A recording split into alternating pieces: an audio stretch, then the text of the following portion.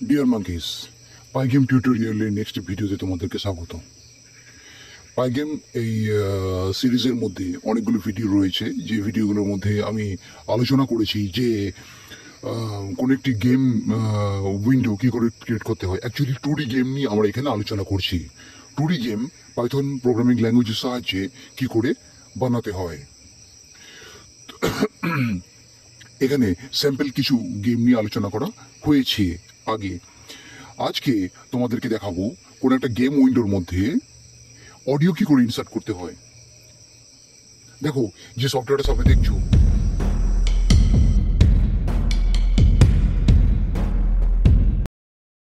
এর একটা সিম্পল একটা উইন্ডো। এই সিম্পল উইন্ডোটার মধ্যে প্লে বাটন নামে একটা বাটন আছে। প্লে বাটনে ক্লিক করার সঙ্গে সঙ্গে একটা অডিও প্লে শুরু হয়ে যাবে। তো অডিওটা অ্যাকচুয়ালি প্লে হচ্ছে আমার কম্পিউটারের হার্ড ডিস্ক থেকে।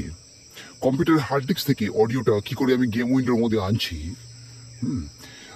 কিভাবে কি লিখতে হয় না লিখতে হয়, এবং পাইথন প্রোগ্রামিং ল্যাঙ্গুয়েজে অডিওর সঙ্গে রিলেটেড মডিউলগুলো কি কি আছে না আছে, ফাংশনসগুলো কি আছে, সেগুলো নিয়ে এই ভিডিওতে একটু আলোচনা করা হবে। তো তোমাদের সামনে পুরো প্রোগ্রামটা রয়েছে। যেহেতু একটা উইন্ডো ক্রিয়েট করার জন্য টিকে ইন্টারকে ইম্পোর্ট করতে হয়, একদম প্রথমের লাইনটা, তারপরে পাইগেমকে ইম্পোর্ট করে নিয়েছি। আর অবশ্যই টিকে ইন্টার এবং পাইগেমকে তোমাকে ডাউনলোড করে নিতে হবে ডস থেকে। এটা আই থিঙ্ক তোমাদের জানা আছে। যদি জানা না থাকে তাহলে আগের ভিডিওগুলো দয়া করে দেখে নাও, তারপরে এই ভিডিওটা দেখো, তা না হলে বুঝতে অসুবিধা হবে। আচ্ছা, একটা উইন্ডো কি করে ক্রিয়েট করতে হয় না হয় সেগুলো নিয়ে আলোচনা করছি না, ডাইরেক্টলি আমরা চলে আসছি তাহলে লাইন নাম্বার 5-এ।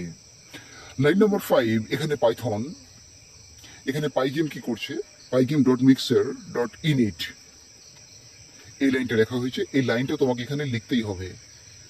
এই লাইনটা ইনিশিয়ালাইজ করছে সাউন্ডটা। এখানে ডট মিক্সারকে আমরা ইনিশিয়ালাইজ করছি।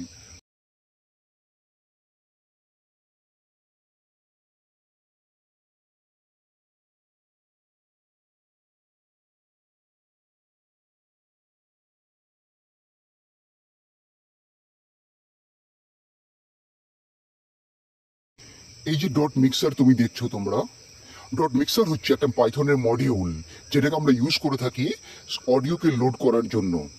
কোন একটা উইন্ডোর মধ্যে অডিওকে লোড করার জন্য এটাকে আমরা ব্যবহার করে থাকি। এটা আমাদেরকে অনেকগুলো ফাংশনালিটি দিয়ে থাকে অডিওকে ম্যানেজ করার জন্য। যেমন অডিওটা প্লে করা, অডিওটাকে মধ্যে কোনো এফেক্ট আনা, অডিওটার মধ্যে কাটিং সেটিং করা, বা আরো যা যা অডিওর সঙ্গে রিলেটেড কাজ আমরা সাধারণত করে থাকি, সেগুলো করতে পাইথন আমাদেরকে, ডট মিক্সার আমাদেরকে সাহায্য করে থাকে। তাহলে ডট মিক্সারকে ইনিশিয়ালাইজ না করে তুমি পাইথনে কোনো রকম অডিওর সঙ্গে রিলেটেড প্রোগ্রাম বানাতে পারবে না। তো এটা বিভিন্ন রকম অডিও ফরম্যাটকে সাপোর্ট করে, যেমন .wav, .mp3 and OGG etcetera.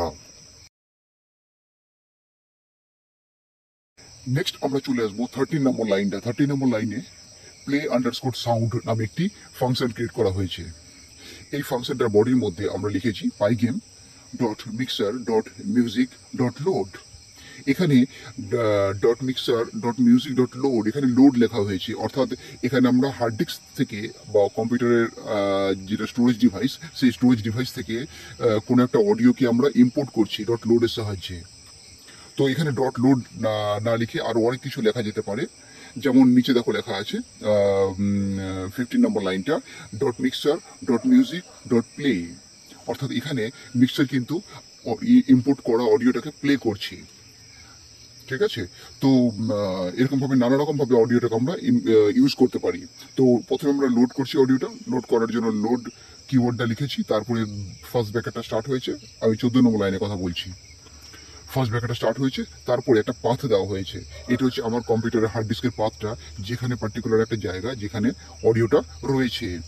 তারপরে আর কিছুই না, dot mixer python dot mixer sorry python বলছি pygame dot mixer dot music dot play, এই ফাংশনটার সাহায্যে আমরা ইম্পোর্ট করা অডিওটাকে প্লে করছি।